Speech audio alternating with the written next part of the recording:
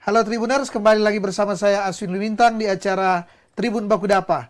Dan kali ini kita akan berbincang-bincang dengan tema SMS ke-81 Gereja Masehi Injili di Minahasa.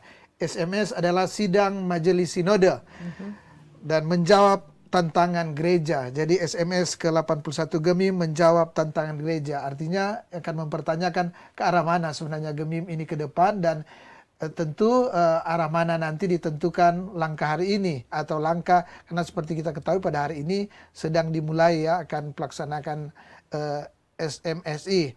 Dan Tribuners, untuk perbincangan ini saya sudah bersama dengan 3 narasumber yang saya akan perkenalkan. Yang pertama adalah Bapak Max Rembang ya, seorang akademisi juga dulu pengamat politik ya. Tapi saat ini saya undang karena penasihat di gereja Gemim Musafir Kleak, juga wilayah Manado, wilayah Barat Daya ya. Dan juga yang kedua adalah senior Mona Saronsong, doktoranda Mona Saronsong MA, yang merupakan pengamat dan juga aktivis gereja, sosial, perempuan, anak, serta pekerja kemanusiaan. Bahkan sebelumnya ya juga menginisiasi berdirinya salah satu gereja juga ya. Jemaat ya. Dan yang terakhir adalah Pendeta David Tular ya, yang juga pendeta saat ini yang saya tahu ya, sebelum di Citraland ya, di Yesus Memberkati Citraland. Tapi sebelum itu Pendeta David Tular ini merupakan utusan Gemim ke Jerman ya, ke Jerman dan mungkin beberapa negara luar yang lain.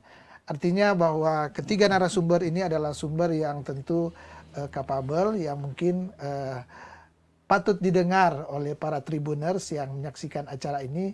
Apa ya, boleh dikata harapan, kesan atau banyak hal yang akan diutarakan oleh 3 narasumber ini terkait dengan sidang Majelis Sinode ke-81 Gemim yang sedang berlangsung. Dan untuk menyingkat waktu ya, sebelum berbincang, saya akan langsung bertanya ke ini sudah biasa panggil Mner, ini dia Bapak Max Rembang ya, ke Pak Max Rembang terkait tentu sidang ini ya. Pak Max Rembang ini boleh dikata kalau penasihat jemaat berarti sangat mengenal Gemim ini dari tingkat, kalau orang bilang bahasa sekuler, akar rumput jadi tingkat jemaat. Gimana Pak Max melihat ini ya, respon? Karena ini rangkaian puncak, kita jangan melihat hanya di puncak. Ini sudah terjadi dari Oktober tahun yang lalu kan, prosesnya di pemilihan penatua, diaken, kemudian hari ini. Gimana Pak Max melihat? Baik, terima kasih. Selamat sore Tribuners. Ya. Pak Aswin, memang Gemim sebagai salah satu gereja yang besar di Sulawesi Utara ini cukup menarik perhatian ketika ada kegiatan atau perhelatan pemilihan baik mulai aras jemaat, wilayah sampai tingkat sinode. Dan suasana kebatinan yang terjadi di aras jemaat, wilayah dan sinode tentu ada perbedaan. Ya. Di tingkat jemaat tentu yang menarik di sana adalah bahwa bagaimana jemaat melihat bahwa pemilihan ini bagian yang tak terpisahkan dari upaya membangun gereja. Hari ini lebih baik dari hari kemarin. Ya. Oleh karena itu perhatian dari jemaat itu atau antusiasme jemaat itu luar biasa. Dan ada banyak kerinduan yang memang ingin dijawab di tingkat jemaat, tingkat wilayah, dan saat ini sudah bergeser sampai tingkat sinode. Oleh karena itu perhatian yang pertama tentu di Oktober tahun lalu itu di tingkat jemaat ada pemilihan diaken dan penatua juga penatua Bipra. Ya. Tetapi tentu suasana pemilihannya agak berbeda misalnya dibanding dengan pemilihan tingkat wilayah dan tingkat sinode. Karena memang di aras paling bawah ini skalanya kan kecil. Oleh karena itu dinamikanya juga tidak terlalu kuat ya. Tetapi sesungguhnya pemilihan di tingkat bawah ini yang menurut saya untuk menjawab apa yang dijadikan patokan pemilihan di gereja kita adalah sebenarnya yang Yang utama. Yang utama. yang utama utama karena malah objek. karena di sana kan Objek. dia mulai berawal Iya, ya, mau ke jemaat. tingkat sinode dia berawal di sana. Oleh karena itu waktu pemilihan diaken dan penatua itu, wah persyaratan yang dikeluarkan oleh gereja kita untuk menentukan siapa yang bisa jadi diaken dan siapa yang jadi penatua itu justru dilakukan secara ketat sekali. Iya, iya. Ya. Apalagi ya kita memahami ini kan kristokrasi ya. Ya. Jadi pemerintahan Kristus ya. Bagaimana mengedepankan sesungguhnya seorang pemimpin yang betul-betul takut akan Tuhan, gitu ya. Memiliki keteladanan ya. Sesuai dengan persyaratan yang ditetapkan sendiri oleh gereja kita. Ya. Jadi berdasar misalnya pemikiran dari Paulus misalnya, Titus, itu di ketat sekali itu bagaimana menjaga kekudusan dari gereja itu.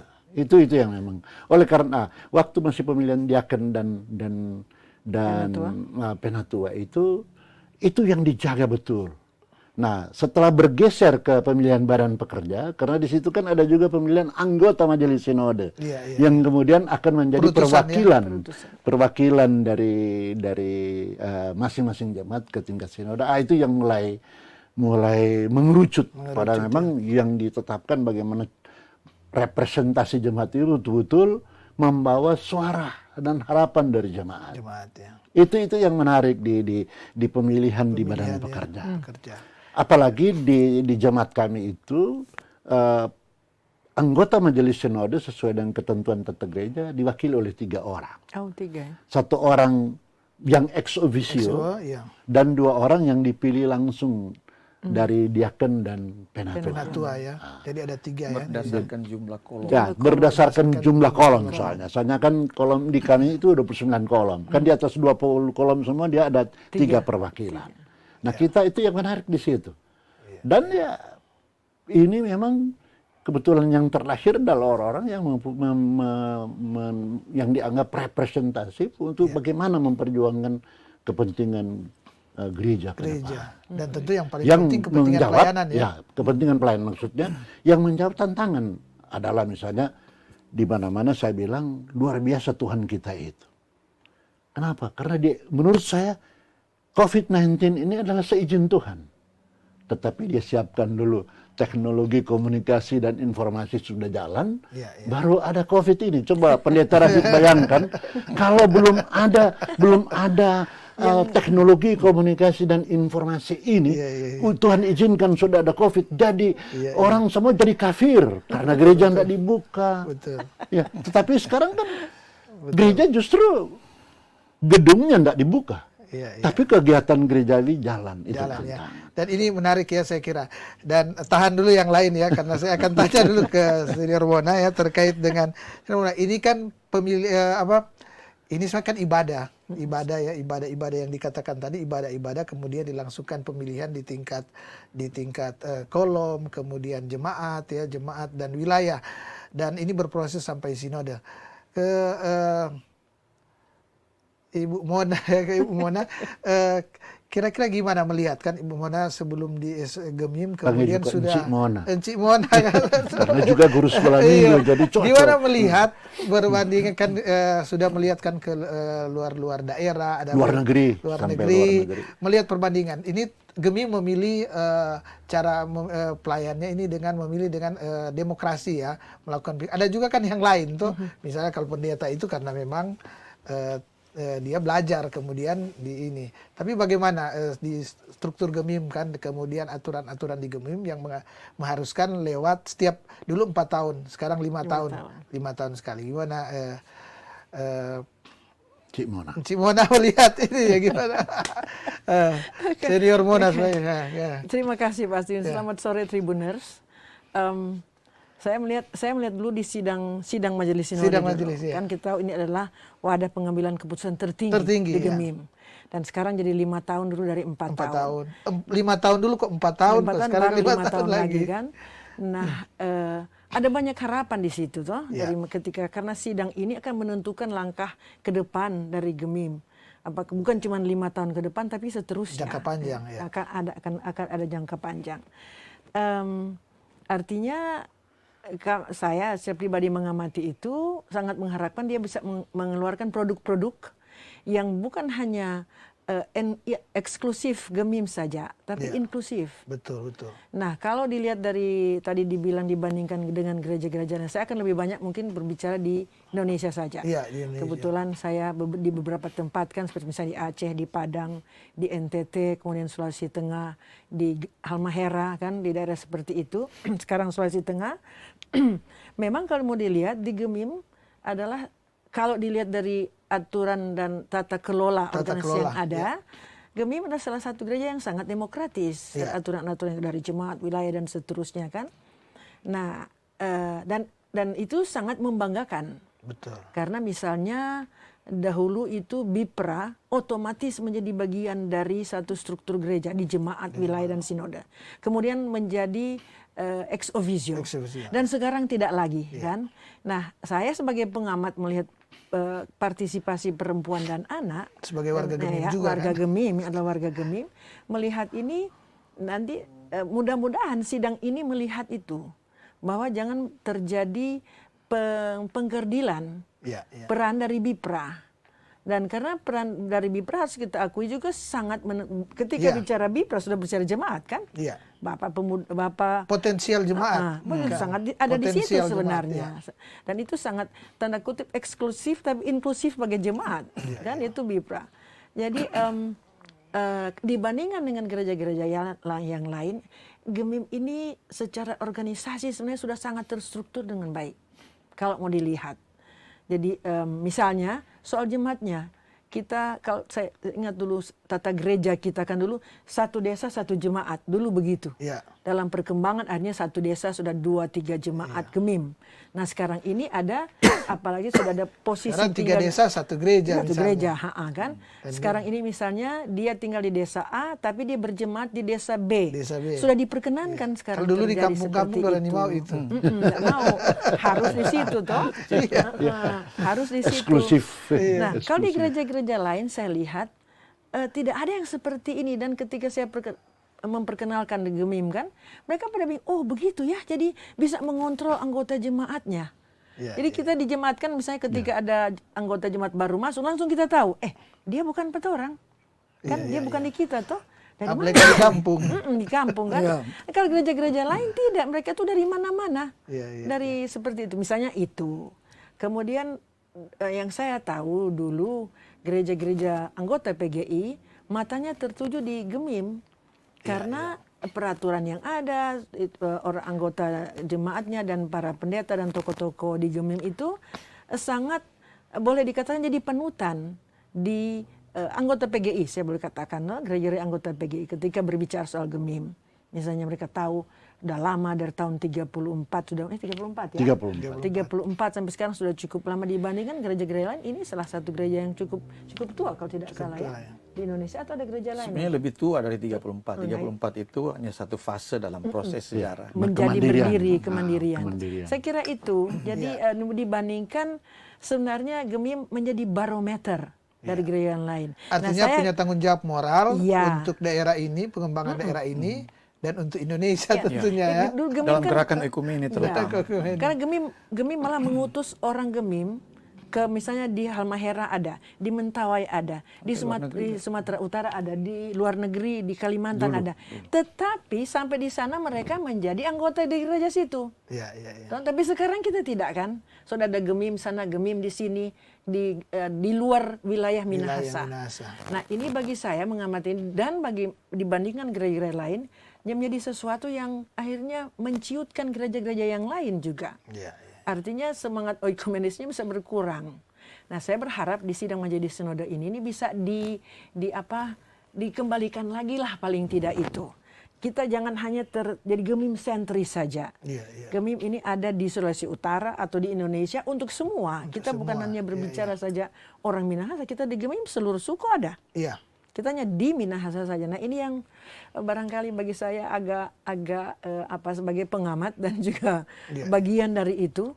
Ketika saya masuk di gereja yang lain agak merasa, mudah-mudahan ya dalam sidang majelis sinode ini. Seperti ini barangkali. Saya langsung ke pendeta ini ya, ke pendeta David Tular. Pendeta, ini seperti tema kita bagaimana menjawab tantangan gereja. Tentu nak mudah ini. Pendeta, ini era digital, kemudian jemaat atau masyarakat semakin kritis. Membutuhkan tentu kalau asupan dulu begini, standarnya harus lebih tinggi. Sehingga orang juga kalau penatua diaken misalnya di jemaat, di kolom, harus lebih tinggi itu standar. Supaya kalau enggak, tuh jemaat nggak merasa cari di lain. Iya, merasa kurang atau mungkin puas relatif, tapi dan itu tentu saya kira bukan bagaimana yang di tingkat jemaat atau saya sebutkan tadi di akar rumput ini ya, di tingkat jemaat ini tentu ditentukan oleh visi yang dari BPMS Gemim, yang di BPMS Gemim yang sekarang dalam proses membuat program-program selain pemilihan tentu pemilihan sebenarnya soal kedua, yang terutama tentu bagaimana program-program ini yang nanti akan menentukan arah kebijakan, arah masa depan dari Gemim yang juga berimbas karena Gemim ada yang terbesar di Sulawesi Utara, tentu dia berimbas ke pemerintah, berimbas ke masyarakat lah. Gimana pendeta melihat? Ya, Tribuners sekalian, makasih juga Pak Aswin. Memang kalau kita berbicara tentang gereja, pertama-tama tentu kita harus melihatnya sebagai satu kesatuan eklesiologis. Nah, kalau kesatuan eklesiologis itu dasarnya adalah visi kerajaan Allah. Jadi apa yang diperhatikan di sana adalah setiap orang harus memiliki ruang yang baik dalam kehidupan, dan di tengah-tengah kehidupan itu dia mengalami kehidupan yang baik tanpa terkecuali. Itu misi. Karena itu sebenarnya yang menjadi landasan dari pandangan teologis yang umum, yaitu bahwa manusia diciptakan menurut gambar dan rupa Allah. Itu visi yang besar. Besar ya. Nah, di dalam menjalankan visi itu kita sebenarnya membutuhkan organisasi. Sehingga organisasi itu hanya faktor pendukung bagi organisasi itu. Jadi dia tidak boleh menjadi tujuan dari apa yang dilakukan dan dikerjakan oleh gereja. Nah, sekarang berbicara tentang konteks. Kita berada di konteks yang seperti Pak Aswin katakan tadi, konteks dunia teknologi digital. Dan dunia teknologi digital ini belum ada contoh yang lain dalam sejarah. Ini untuk pertama kali dalam sejarah di mana gerak-gerik kita, perilaku kehidupan kita, juga kemampuan-kemampuan intelektual kita semakin ditentukan oleh apa yang disebut artificial intelligence. Dan artificial intelligence ini sedang membentuk identitas modern kita. Dan yang paling kena dengan identitas modern ini adalah kalangan generasi muda gereja. Yang tidak pernah bergaul dengan bentuk-bentuk media komunikasi yang lain secara terpisah. Jadi dulu ya yang telepon putar-putar enggak dialami oleh ini, dan radio tapi cuma bersyukur radio. Kita melihat lagi masih cuma radio kecil-kecil. Tapi sekarang di benda yang sederhana dan kecil ini sudah seluruh dunia ada di dalamnya. Dan ini teknologi artifisial atau dikatakan teknologi digital ini sedang melakukan penetrasi yang luar biasa. Dan orang membuka ruang yang luar biasa. Tadi juga sudah dijelaskan oleh Pak Max bahwa gereja menggunakan teknologi itu. Tapi dia juga sedang merebut ruang-ruang privat kehidupan keluarga, di mana model-model komunikasi dalam keluarga mulai bergeser, berubah diakibatkan oleh teknologi digital ini. Persoalannya sekarang adalah seberapa jauh gereja mengantisipasi itu. Sekarang kita melihat bahwa di mana tema itu, misalnya dalam sidang majelis sinode istimewa, sidang majelis sinode ini.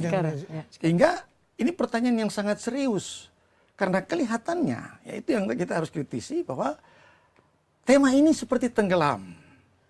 Padahal ini yang sebenarnya harus menjadi pusat dari perhatian dari semuanya, sehingga organisasi diarahkan untuk menjawab kebutuhan terhadap tema ini.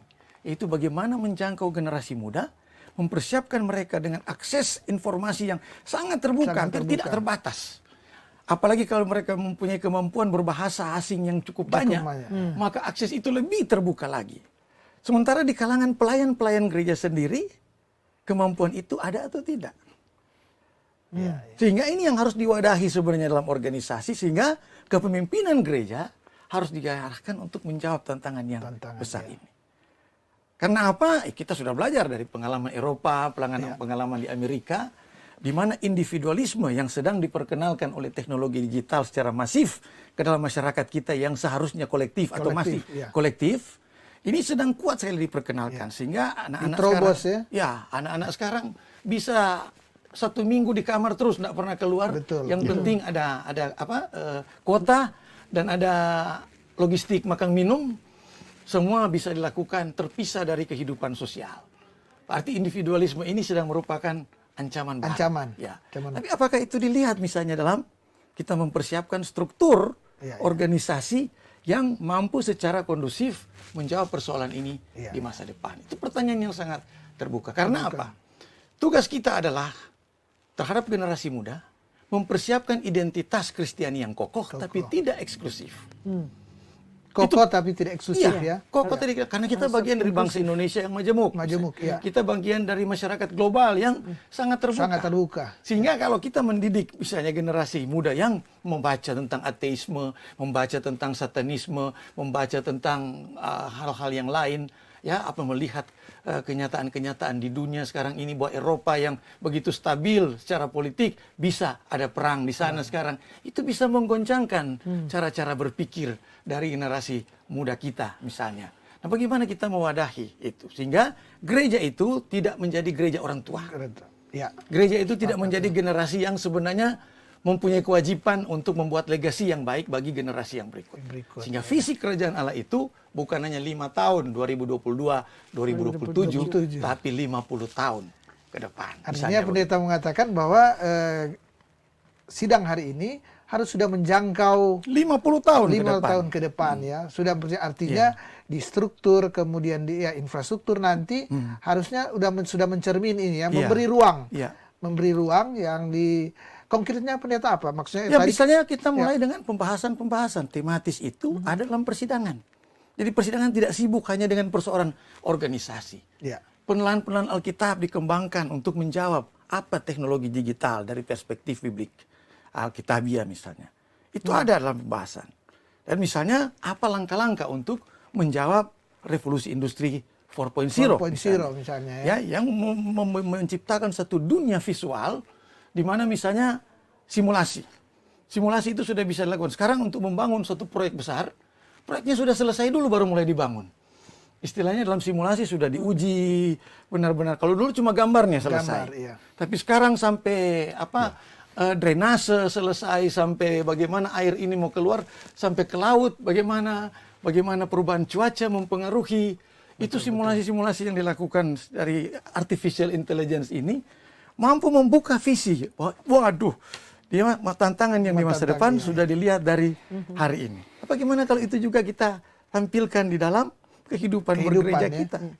Sehingga kita bukan jadi gereja tradisional yang kolot dan hanya sibuk dengan organisasi, tapi benar-benar aktual dan kontekstual memasuki masa depan yang sangat terbuka itu. Artinya gereja visioner yang melihat jauh ke depan jauh ke depan sehingga kita bisa melihat, kita bisa memprediksikan bahwa 100 tahun dari sekarang bahwa anak cucu kita dan seterusnya masih percaya, masih rindu dengan kehidupan gereja dan tentu saya kira ada alasan pendeta mengatakan ini karena pendeta sudah banyak melihat tentu di luar dan saya ingin bertanya ke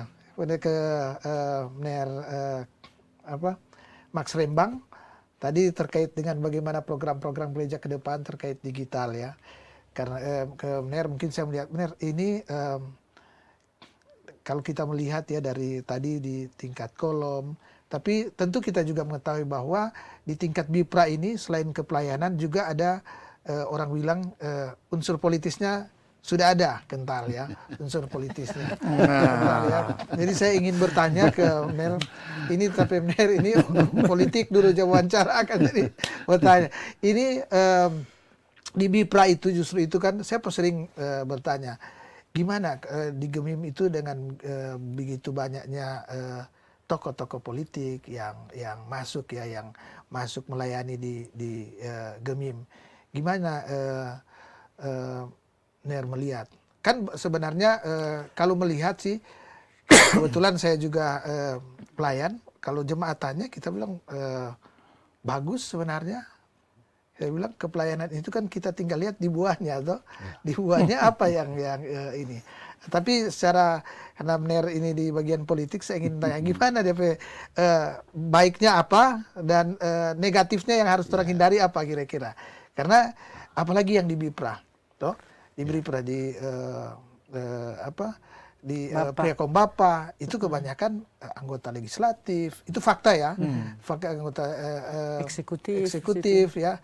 Tidak dilarang tapi mungkin bisa dibedah. Kira-kira gimana ini supaya kepelayanan tetap dalam koridor. Nah, gimana? Begini, secara konseptual sebenarnya tidak ada dikotomis antara politik dan gereja. Kenapa? Karena sesungguhnya gereja adalah warga politik. Iya, iya. Tidak ada satupun. Karena yang kita maksudkan dengan gereja adalah baik individu maupun organisasinya. Artinya dia secara organisasi jadi juga secara individu, setiap warga gereja adalah warga politik. Ya. Karena ada KTP. betul. Karena kita bicara ke politik, bicara dari dasarnya polis. Polis artinya negara. Kota. Nah, negara itu ada wilayah, ada pemerintah, ada penduduk. Minimal 3 unsur itu. Nah sekarang kalau kita bicara gereja dan politik kan kita ada di wilayah, wilayah kita Sulawesi Utara kalau di sini. Nah, kita warga negara Indonesia yang hidup di Sulawesi Utara atau warga negara Indonesia yang ada di Kota Manado. Itu sebenarnya tidak bisa dikatakan urusan gereja is urusan gereja, urusan politik is urusan politik. Karena suka tidak suka, sebagai lembaga pun, gereja adalah sebagai organisasi kemasyarakatan. Jadi tidak bisa orang mengatakan, gereja tidak boleh berpolitik. Justru gereja warga politik. Cuman persoalannya, gereja harusnya tidak boleh berpolitik praktis. Karena kalau sudah politik praktis kan sudah permainan kepentingan. Nah, bagaimana strategi dan bagaimana taktik? Kalau itu taktik dan strategi politik praktis kita akomodir menjadi strategi dan taktik politik di dalam gereja, ini yang perlu dikritisi lagi. Kenapa? Karena memang secara teologis warga gereja ini bukan dari dunia. Karena gereja ada bukan karena dunia.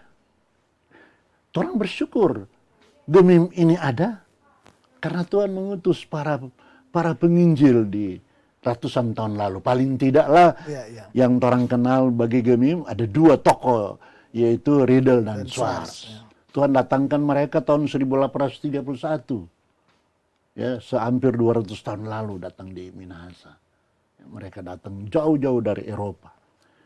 Orang Minahasa dulu animisme, masih dalam suasana animisme, belum mengenal Tuhan. Karena yang kita sebut gereja kan adalah sebagaimana yang kita pahami adalah orang yang dari gelap masuk ke dalam terang. Jadi gereja dalam perspektif sebagai individu tidak ada persoalan dengan mereka boleh hadir, mau politisi, siapa saja ya. Siapa karena saja, dia silakan. dilihat sebagai warga gereja, warga anggota jemaat yang sama punya hak dan cuman memang itu bahayanya. Kenapa? Karena memang kalau dia sebagai pejabat politik, kadang-kadang dia tidak bisa menempatkan diri sebagai pejabat publik atau sebagai pejabat gereja. Warga.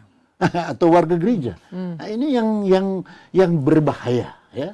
Yang berbahaya. Ketika dicampur adukan apabila dicampur adukan bahwa dia sebagai pejabat publik dan dia sebagai warga gereja, nah, ini bahaya. Dan kecenderungan ini yang saya khawatirkan, ya. Apalagi dari hasil pemilihan BIPRA hari Jumat yang lalu. Ya. Saya ada kekhawatiran sebagai orang yang memahami apa itu politik, baik secara konseptual maupun praktis. Karena ketut jelek-jelek Max Remeng dulu pernah anggota DPR provinsi dan sebagai pengamat politik. Jadi di dunia politik praktis saya mengalami itu, dan oleh karena itu saya dari dulu ada kekhawatiran kalau politik praktis itu masuk ke dalam dunia gereja gitu.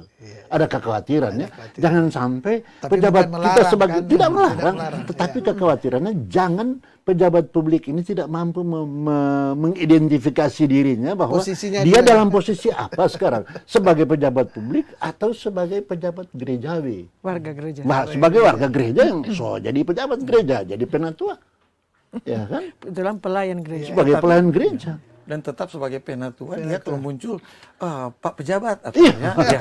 nggak pernah disapa dengan cara menyapa saja udah menunjukkan identifikasi yang keliru pada lokasinya toh. Iya. Dan dia berada di lokasi jemaat, mestinya saudara atau Pak penatua atau apa ya. Dan menurut saya sebenarnya ini persoalan etik dan moral sebenarnya. Iya, iya. Jadi bagaimana moral politik, etika politik itu kalau di dalam aktivitas gereja harus di atas segala-galanya etika gerejawi. Iya. Iya, Dia yang harus mewarnai etika iya. politik dan etika dan moral politik. Politik ya. Kalau boleh tambah sedikit, Iya, Pak Mas, boleh, ya. silakan. Karena itu memang yang dikatakan itu dilema itu ada karena di gereja kita tidak mengenal atasan bawahan. Ya.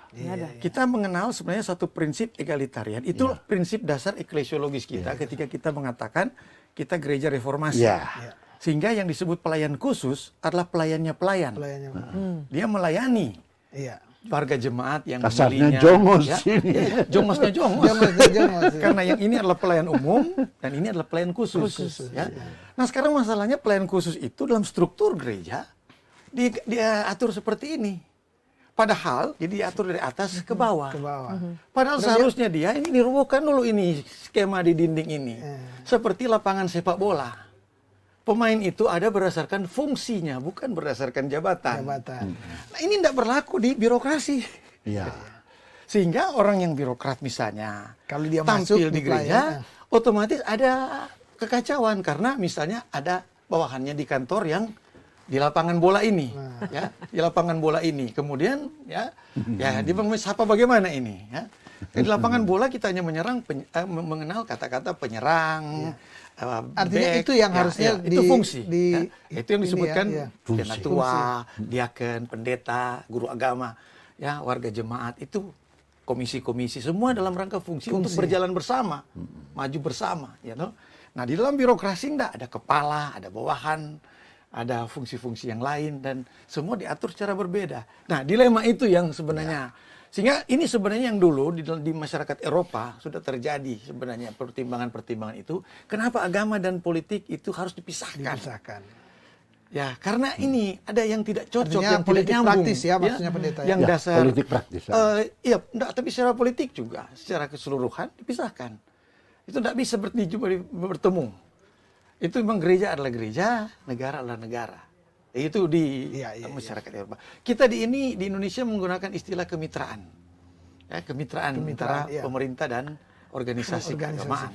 Nah, kemitraan ini kadang-kadang bagi gereja seperti gereja-gereja Protestan memang agak susah karena yang satu vertikal, yang satu satu vertikal, satu horizontal. Nah, mempertemukan ini kira itu tuh tantangan terbesar dan harus digumuli karena kadang-kadang yang horizontal lebih suka juga untuk bertindak secara vertikal. Ini jadi tantangan juga ya, jadi tantangan di personal tentunya. Karena senior ini kan faktanya ada dikatakan tadi yang terpilih apalagi yang di kaum awam ya, yang katakanlah di ini ada di BIPRA itu kan semua awam dan kebanyakan terlibat juga di pemerintahan ya, orang-orang pemerintahan. Tapi apa yang harus dilakukan tadi pendeta sudah memberikan ini bahwa kalau di Eropa memang ada pemisahan, tapi di ini orang kemitraan. Dikotomis memang ya. Ada kemitraan. Satu begini. Tapi harus juga kita pahami bahwa ini kalau kita melihat ini di Gemim bahwa ini potensi Gemim yang ada ya, sehingga dia berkarya di pemerintahan, di legislatif, kemudian dia Dan potensinya bisa positif, bisa negatif. Ya. Ini yang perlu diperhatikan. Ini harus seninya sebenarnya ada di situ. Bagaimana supaya potensi ini tidak mengganggu kredibilitas gereja. Tidak mengganggu ya. Karena memang gereja kan garam dan terang. Jadi gereja harus menyuarakan keras kenabian, suara kenabian. Oleh karena itu sesungguhnya di pemimpin, katakanlah di pimpinan sinode awal, wah luar biasa. Kalau bicara pendeta Wenas, pendeta Luntungan, itu kewibawaan mereka luar biasa. Ya. Sejarah sudah mencatat. Bung Karno pun menghargai orang. Kan orang lihat Gami, cuma orang bukan pelaku, tapi lihat fotonya saja. Bayangkan gubernur, presiden yang memayungi ketua sinode. Itu luar biasa karisma dari ketua sinode itu. Yang Wenas ya. Iya, luar biasa. Jadi artinya itu mau menggambarkan bahwa sesungguhnya itu tuh politik gerejawi sebenarnya. Bahwa gereja itu dihormati. Gereja itu karena memiliki karakteristik yang jelas, identitasnya jelas. Ya. Dia kenapa? Karena kebenaran gereja tidak bisa ditafsir-tafsir. Jadi kalau sebagai teolog misalnya, kita selalu bilang, jadi bahwa gereja itu hanya terbatas pada urusan politik substansial. Ya. Yaitu mengusahakan keadilan, kebenaran, kesejahteraan bagi semua orang tanpa terkecuali, dan menjaga supaya pemerintah tetap melakukan yang sama. Tidak boleh masuk dalam politik, tidak boleh masuk dalam politik elektoral. Kalau orang semua masuk dalam politik elektoral, maka goyang ini dia. Karena politik elektoral itu dia memisah-misahkan. Sementara politik substansial dia mempersatukan. Merangkul semua. Merangkul semua. Karena kalau elektoral warna-warni. Betul. Jadi memang sangat diharapkan, karena ini kan bicara soal tantangan. Tantangan memang di sidang majelis sinode ini, apakah hal-hal seperti tadi dibicarakan dilihat? Dilihat ya. Apakah dibicarakan? Yang saya tahu ketika saya juga, mungkin Pak Max juga dan Anggo Max, ada perutusan juga jemaat dan wilayah dalam sidang-sidang majelis sinode lalu. Anggota majelis sinode tahu. Ya, bertahun-tahun kita kan. Nah, saya ingat itu lalu, mungkin juga apa karena COVID ini kan ada daring, ada luring. Kita punya diskusi-diskusi sendiri tentang pandangan teologis tentang suatu hal. Itu ada dibicarakan dalam kelompok-kelompok. Tidak hanya sibuk dengan urusan organisasi gereja saja gitu. Nah, terus terang saya khawatirkan dengan daring ini, apakah punya waktu membahas itu? Karena kan dibagi dalam klaster-klaster dan hanya 2 hari kan, klaster-klaster. Nah, apakah teknologi itu sanggup misalnya ketika klaster dari Minahasa Selatan sana bisa mendengar yang dibicarakan di sini, toh? Nah, dan saya khawatir juga ketika tidak disetujui oleh klaster lain, dia kasih mati itu mic, yang lain sudah dengar. Kan seperti dia hanya dengar, dia punya klaster ini. Nah, saya sebagai pengamat dikatakan tadi, ini yang dikhawatirkan. Dan dicampur lagi dengan banyak kita punya pejabat pemerintahan dan legislatif masuk di dalam struktur kepengurusan gereja. Nah, itu bisa membaur dan akhirnya tugas pelayan tidak lagi menjadi pelayan. Dan bagaimana dihubungkan lagi tadi dengan teknologi yang telah merasuk seluruh generasi muda, generasi milenial kita katakan. Bagaimana mereka mau misalnya mendengar khotbah atau pengarahan pastoral dari seseorang pendeta, sedangkan dia rasa lebih menarik dia melihat Gemim khususnya ya, dia lebih menarik mendengar khotbah dan pelayanan pastoral dari organisasi gereja yang lain. Karena kita ini tidak seperti itu. Dan apakah di sidang majelis sinode ini dibicarakan hal-hal seperti itu yang saya khawatirkan. Bukan itu saja, tapi juga tema, misalnya tema kita selalu menggunakan tema PGI. Ya, dan sekarang itu akulah yang awal dan yang akhir. Ya, dari Wahyu itu. Saya tidak melihat ada pembahasan tema. Tidak ada. Padahal tema ini seperti tadi, kenapa PGI misalnya mengangkat tema ini? Kan antara lain mempertimbangkan kemajuan teknologi digital. Karena yang awal dan yang akhir itu satu perjalanan panjang sekali. Dan kita semua hanya jump in di dalam proses itu. Sehingga kita turut beserta untuk mempersiapkan yang kedepannya akhir. Itu juga, dan yang akhir itu cuma Tuhan yang ada di sana. Yang orang tidak ada. Sehingga bagaimana bekerja bersama Tuhan untuk mempersiapkan jalan-jalan ke yang akhir itu, termasuk tadi. Generasi berubah terus. Iya. Dan generasi dalam teknologi digital ini ada yang sudah mulai bicara tentang metaverse. Ya, aduh, metaverse itu. Ya, itu sesuatu yang baru sama sekali. Dan yang memisahkan individu ya orang asli dengan avatarnya. Ya, itu sesuatu yang lain dari yang lain lagi. Iya. Nah, Tapi gereja harus menjangkau itu kan, karena mau tidak harus mau menjawab. ke sana. Nah, Harus itulah menjawab. itulah yang awal dan yang akhir. Nah, tanpa membahas Metafor tema, ini harus dijawab. bagaimana kita memberikan landasan teologis terhadap perjalanan selanjutnya. Ya, dan saya tidak pernah mendengar apakah tema dari PG itu dibahas dalam jemaat-jemaat untuk bisa melengkapi para perutusan memasuki sidang majelis sinode. Nah itu, karena seperti saya bilang tadi, Gemim bukan hanya sendiri di Indonesia ini. Tadi dibilangkan majemuk dan kita adalah inklusif. Jadi jangan Gemim hanya sibuk dengan urusan Gemim saja, tidak melihat urusan gereja secara keseluruhan di Indonesia, paling tidak seperti itu. Bagi saya itu yang Artinya harus dia melihat bahwa dia ada bersama-sama dengan yang lain. Yang lain juga, ya. Jadi fokus kesibukan pada organisasi semata itu sebenarnya pengerdilan kehidupan gereja. Itu harus dilihat karena gereja itu adalah karya teologis, selalu harus berbicara tentang teologi. Dia tadi sudah pakai kata ibadah. Ibadah itu kalau kita perhatikan, ibadah tata cara ibadah kita di gereja, itu adalah berdialog dengan Tuhan. Ya. Pengampunan, pengampunan. Tabisan, salam, ya ada dialog antara umat dan Tuhan. Ya. Nah dialog ini ada enggak dalam proses kita misalnya melakukan sidang majelis sinode? Itu harus ada proses itu sehingga kita katakan itu ibadah. Tapi jangan pinjam-pinjam istilah dunia yang katakan pesta demokrasi diganti pesta iman. Nah gini, aduh, apa dasar teologisnya itu? Nah, ada. Dia tetap ibadah ya. Harus ibadah benar itu. Karena Dan ibadah itu harus mencerminkan dialog tadi. Jadi karena kalau kita ada tabisan salam, ada pengakuan. Artinya ada dia disebut ibadah karena ada rangkaian tadi ya. Ada Rangkaian itu. proses Sehingga ada perbincangan dengan Tuhan perbincangan lewat dengan Tuhan. Sehingga yang paling terakhir yang dibawa pulang, itu kadang-kadang orang bilang tuh, mana yang benar? Ya, pergilah dengan selamat dan terimalah berkat Tuhan, atau terimalah berkat Tuhan dan pergi dengan selamat. Saya katakan yang pertama yang benar. Pergilah dengan selamat, sementara pergi itu terimalah berkat Tuhan. Bukan di sini, tapi untuk dalam perjalanan selanjutnya. Dan sampaikanlah salam kepada orang-orang yang Itu cara gereja untuk hadir terus-menerus dalam konteks yang jelas.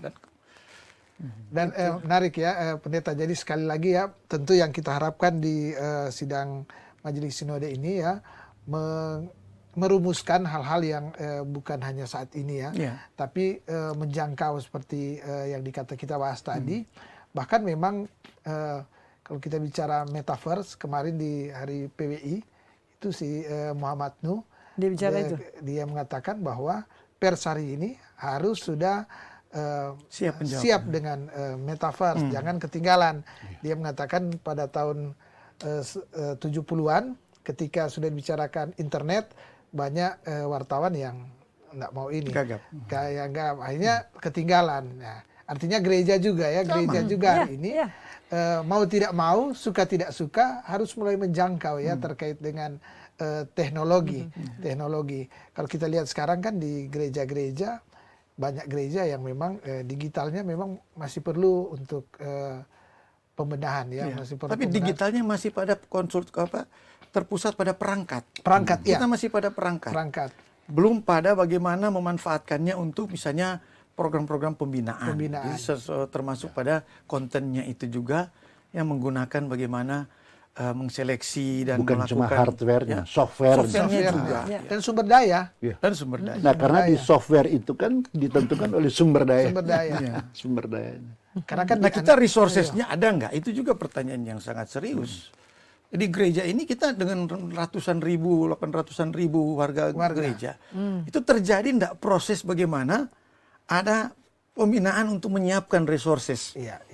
Ya, baik pada teolognya, pada level pendeta-pendetanya, ya dosen-dosennya dan lain-lain, tapi juga pada warga gereja yang berkecimpung di bidang-bidang yang seperti itu. Karena itu juga yang kalau kita bandingkan ya, itu juga yang terjadi di pemerintahan. Alat sobeking, kan alat bilang ada doi sekian miliar beli, tapi di persoalan pengguna operator dengan tuh dua-dua operator Dan pengguna. dan pengguna. Nyanda ini ya. Nggak ada. Artinya itu juga pasti akan dialami oleh Iya. gereja. Hari ini kita punya uang Iya. banyak, kita Saya selesaikan ambil dengan ini. cuma satu contoh. Waktu pandemi terjadi, ya kita usul begini, karena perjamuan kudus itu pada waktu itu berubah.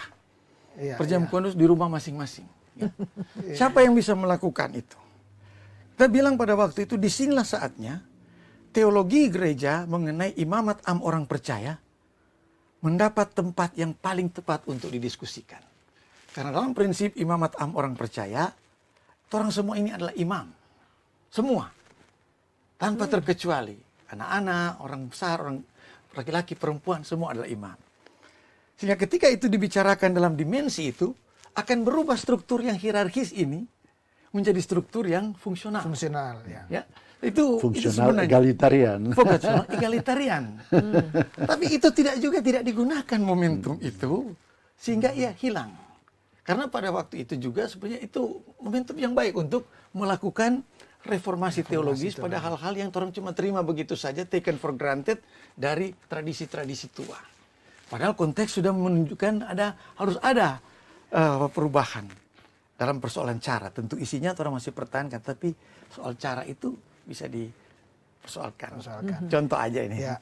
Dan Tribuners, tentu ini pembicaraan semakin menarik sebenarnya, tapi kita sudah pada 50 menit, kita bincang-bincang, jadi sudah melebihi. Saya sudah dapat kode dari teman-teman bahwa kita harus akhiri akan bincang-bincang ini ya. Dan saya rasa banyak hal ya, tapi paling tidak dari diskusi ini atau dari bincang-bincang ini telah merespons ya sidang Majelis Sinode ke-81 Gereja Masehi Minahasa. Dan semoga apa yang kita perbincangkan ini bukan saja menjadi bahan informasi buat warga Gemim, tapi juga bagi masyarakat ya, karena saya kira perbincangan kita juga ini memberikan warna bagaimana Gemim memberikan warna ke seluruh masyarakat, bahkan ke Indonesia tentunya. Dan seperti biasa sebelum saya menutup akan bincang-bincang ini, saya berikan kesempatan pada masing-masing narasumber untuk ada closing statement berupa simpulan dari bincang-bincang kita atau pesan terkait dengan SMS ke-81 Gemim. Dan ke meningkat waktu saya akan langsung ke dari Menir Max Rembang, kemudian langsung ke Senior Mona dan ke Pendeta. Singkat saja, silakan. Sebenarnya sidang sinode adalah forum tertinggi. Oleh karena itu hormatilah lembaga ini bahwa sebagai forum pengambil keputusan tertinggi, maka janganlah dijadikan arena politik praktis, tetapi sebenarnya bagaimana warna gerejawi itu ada di sidang sinode ini. Itu kuncinya ada di situ. Ya, saya beri kesempatan ke. Terima kasih. Saya berharap proses sidang Majelis Sinode ini bukan hanya semua terfokus kepada hari ketiga, yaitu pemilihan. Atau walaupun ada tujuan juga ada ke sana, kita melihat kita memilih nanti pimpinan BPMS Gemim ke depannya adalah benar-benar seperti dikatakan Pak Max dan Pendeta David tadi, itu betul orang yang punya komitmen, punya integritas, dan mempunyai visi pelayanan, bukan hanya untuk kekuasaan, dan bukan hanya untuk kepentingan diri sendiri dan sekelompok orang, tetapi semua, karena Gemim adalah gereja yang inklusif, bukan gereja yang eksklusif. Makasih, Pak Swin. Terakhir, Pendeta. Kalau saya harapkan bahwa visi dan misi serta kerja teologis yang menentukan organisasi, dan bukan organisasi yang menentukan kerja teologis, visi dan misi ke depan. Sehingga tetap organisasi hanya alat untuk mencapai tujuan dan bukan tujuan pada dirinya sendiri. Ya, dan tentunya saya Asyul Lumintang dari Tribun Bakudapa mengucapkan terima kasih kepada para narasumber yang sudah menerima undangan kami untuk berbincang-bincang di Tribun Bakudapa ini sesuai dengan tema yaitu menjawab tantangan gereja.